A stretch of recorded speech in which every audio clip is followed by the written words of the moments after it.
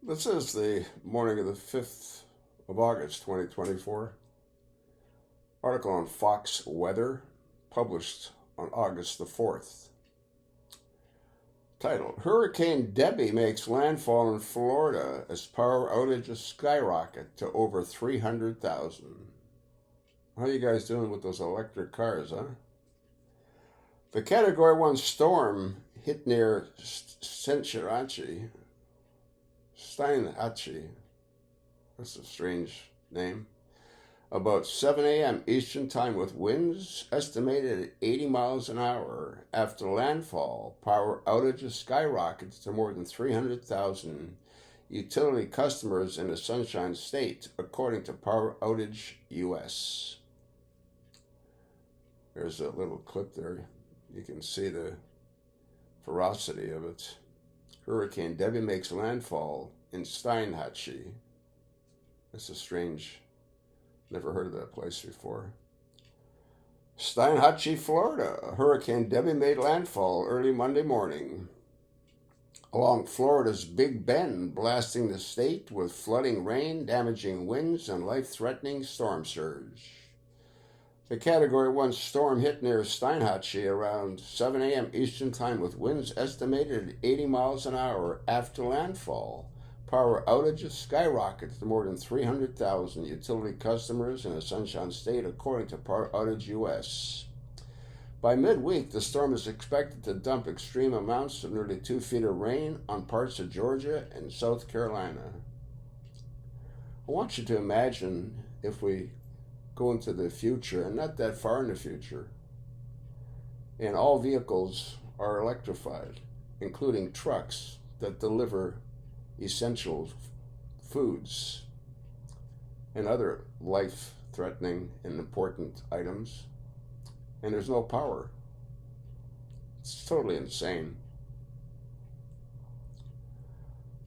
Over 150,000 people are without power in Florida as Hurricane Debby headed toward landfall Monday morning. The National Hurricane Center is forecasting potentially historic rainfall across southeastern Georgia and South Carolina through Friday, causing widespread flash flooding and life-threatening conditions. The governor of Florida, Georgia, and South Carolina have declared a state of emergency and are urging residents to prepare for the multiple impacts the storm will bring. See a series of photographs, trees torn down. Trees were blown over Monday morning in Clearwater, Florida, as Hurricane Debby progressed across the states. I think what's going to make this much different than what we had with Adela is it is going to move very slowly once it enters Florida.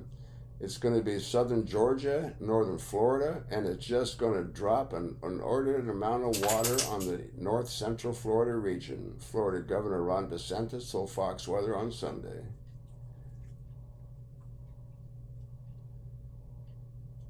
See a series of clips. Where is Hurricane Debby now? The center of the Hurricane Debby is situated about 60 miles northwest of Cedar Key, Florida. It remains a Category 1 hurricane with winds estimated at 75 miles an hour. Look at that. Oof.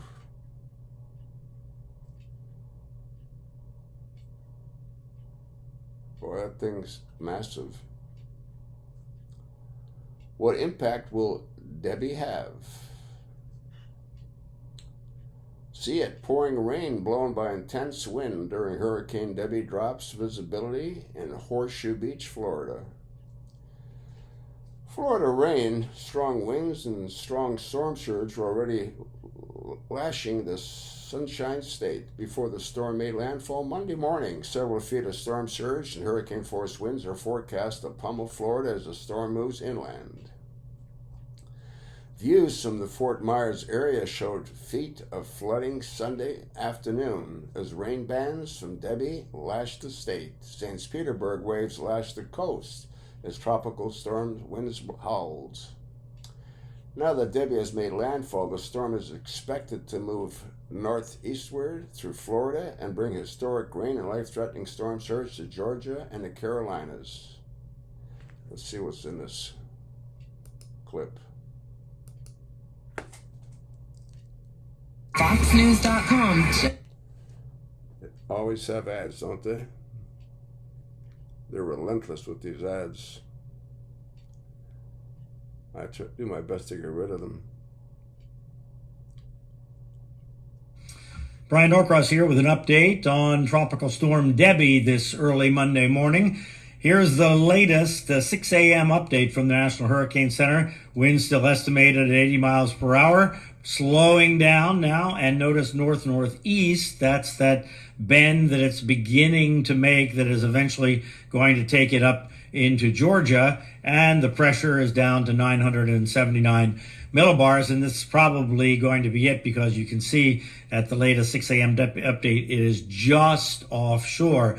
If there's any good news here for most people, not for the people in this small community of Horseshoe Beach there on the Big Bend of Florida, Steinhatchee looks like it's going to be okay, but Cedar Key has got flooding going on this morning. But for those folks, they're getting the worst of it. There you see as the eye comes around and the water is being pushed toward Horseshoe Beach. Here's Cedar Key down here. So the Gulf water is pushed in there. Steinhatchee right here, where our Mike Seidel is located, they already got this band here, but the back side of it is not very strong, so they're not going to get the big push of water that they got just to the south there. But we see these strong bands. This is the eye wall moving in here to, this is Taylor County here and Dixie County, Florida. And these counties are getting it, but these are relatively unpopulated counties. We're not pleased for what's happening for the people there, but this is the least populated part of Florida. And all those green boxes are flash flood warnings. So the rain has been relentless there along the coast, and they extend even farther south. Here are the winds right now. You see gusting to 39 at Gainesville and Lake City, 45 at Perry, Tallahassee 30. Tallahassee is going to escape here without too much from this system because it made that bend to the right, and last night it kind of jogged to the right down when it was near Tampa. That took it just away from Tallahassee just a bit, and also even Perry looks like it's going to get the backside. Perry's going to get winged by the eye wall, but not the worst of it. This is going to go up this way, up in toward Georgia. Looking farther down, though, these outer bands are really intense, and it's a bad morning to be out driving around. So if you can wait for these bands to clear your area before you head out, that would be good. We've had tornadoes in these cells, these bright red cells, now pushing toward Winter Haven, but there's a band and a band and a band here, and they're all going to rotate through, and this tail of the system is going to stay with the system. So even though they're going to get a little less intense, this is not going away anytime soon. Even when the system is up into Georgia and South Carolina, this moisture tail is going to continue across Florida. So we may end up continuing with some flooding problems, although the gusts with those squalls are not going to be as intense as they are this morning because the overall system is going to weaken. Wider view, okay, there's the core of your hurricane right there, just about to come ashore. We're already getting some moisture up here in the Carolinas, but this is really not much. This is related to another system, but you can see the two systems. There was the old system, and now here comes right there. Here comes the tropical moisture coming in. It's going to take a while, but you're going to start feeling that along the Carolina coast. Now, here's the storm surge underway at this moment right now. I'm recording this at 6:18 a.m. And look at, as I was saying, Cedar Key, 4.6 feet above normal high tide, and Horseshoe Beach just to the north, and Steinhatchee here, all these places getting the direct storm surge from the hurricane at the moment. Clearwater Beach, not much, just a foot above normal high tide, but in Tampa Bay, look at this, almost 3 feet up near downtown Tampa at Old Port Tampa. And that's because the wind has sort of been continuously pushing water in the bay. So the high tide pushes the water in, then it can't come out because the wind is holding it back. So that's what's going on in Tampa. This is going to let up, obviously, as the storm moves inland and those winds let up. So here's the latest forecast from the Hurricane Center in terms of the cone. Now remember, the effects of this storm are way, way, way outside the cone. So the idea is it moves up into North Florida, south of Valdosta, Georgia, and slowly weakens here through the day. When we say PM, this is nominally the middle of the afternoon, and then moving over toward the Brunswick area. Now, the forecast gets very uncertain as we move forward in time here. This part is pretty certain that it's going to move up in here somewhere, the center.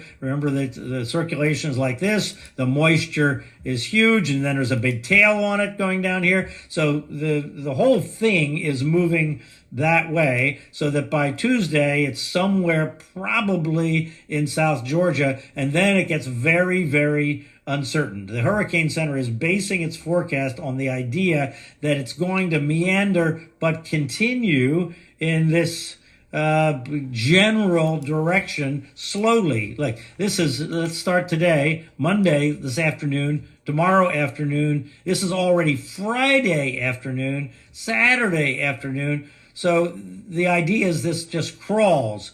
Saturday morning, that's Saturday morning, just crawls along. So that's the idea, that it just, moves very, very slowly. And the computer forecast models are all over the place, and including the possibility, by the way, that the stall occurs here in Georgia, not over here in South Carolina. And even if it occurs in Georgia, South Carolina is still going to get a lot of rain, or that it moves back into South Georgia, or in this case, all the way over to Atlanta or to New Orleans. But in any case, the way to look at this is we don't know where the stall is going to be. If it's going to be in there, then the wind is going to come like this, and that's going to provide some storm surge on the coast of the Carolinas.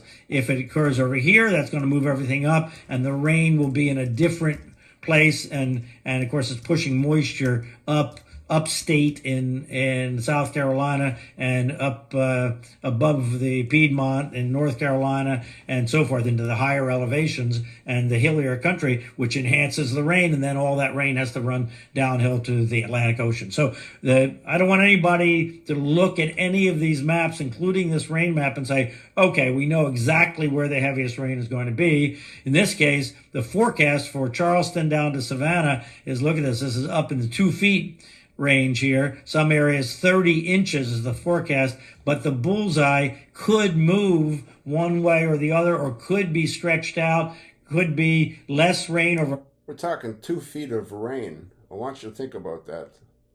2 feet of rain in Charleston. Let's go back. Area could be all kinds of possibilities, all in this corridor here, and I would even extend the corridor even a little west to include much of the southern part of Georgia as a possibility. So the forecast is based on it moving and keeping moving slowly. That's not 100% at all. So that's about the rain. Now this is about the wind, being ready now for tropical storm force winds, all of the coastal counties of South Carolina and all of southeast Georgia. This purple is ready for hurricane force winds back here in the Valdosta area. And then ready here in South Carolina for storm surge, again, depending on where the storm is. If it's here and the winds come like this, the storm surge is going to be to the right of where the center ends up. So somewhere in that area, up to 4 feet above normal high tide. And as anybody that's been there, anybody that lives there knows, that's a lot of water, a lot of areas only a foot or two above normal high tide on a normal day. So somewhere in that area, that's a possibility to be ready for. Now the Florida thing, the purples again are where the hurricane force winds should be expected. That includes Perry, Tallahassee not. Tallahassee's on the left side. Includes counties here, Lafayette County, County, Suwannee County, inland counties in North Florida. Again, relatively lightly populated, but there are towns there, and I hope everybody is kind of hunkered down, ready for this.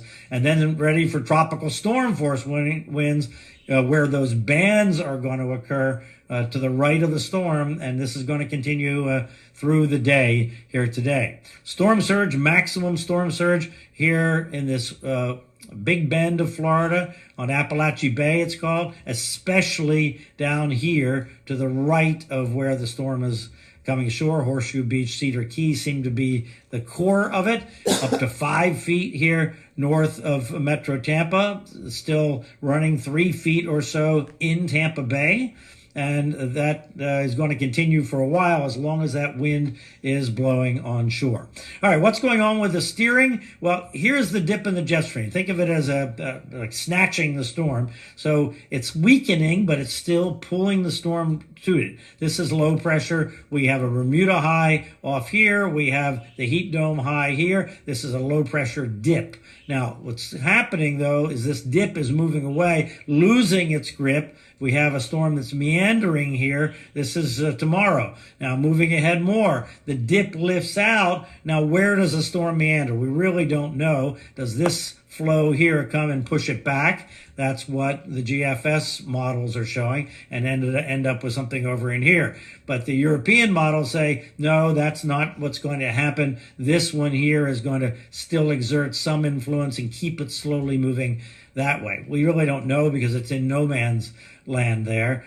And then as we move forward in time, what's going to happen eventually late in the week is another dip is going to come along, and it's going to move up to the north or out here.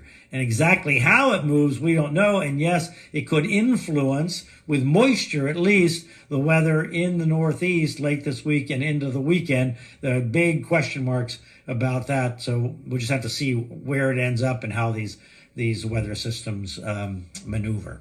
All right, that's your morning update. We'll be back with you later on. And anybody in the threat zone, pay attention to your local authorities and what they're saying. Information and instructions are your friend in this situation.